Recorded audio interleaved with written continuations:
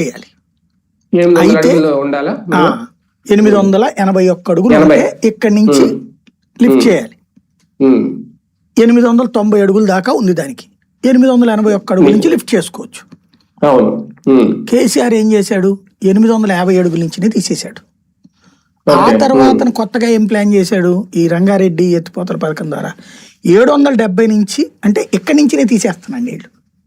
మనకి రూల్ ప్రకారం ఈ 881 వస్తే గానీ పోతిరెడ్డిపాడులోకి లిఫ్ట్ కావు నీళ్లు. ఇక్కడే నీళ్లు తీసేసాక ఇంకా నీళ్ళు ఏమొస్తాయి కిందకి. అదే కదా. అప్పుడు జగన్ ఏం చేశాడు, 750 నుంచి లేపేస్తున్నాడు యువతలకి. అవును.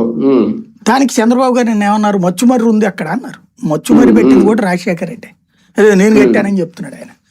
మచ్చుమర్రి కట్టింది కూడా రాజశేఖర రెడ్డి టైంలోనే కట్టి దాంట్లో 0.6 TMCలు వెళ్తాయి. ఏది ఏడాది అంతా చేస్తుంది దానికి పెట్టి చిన్నది.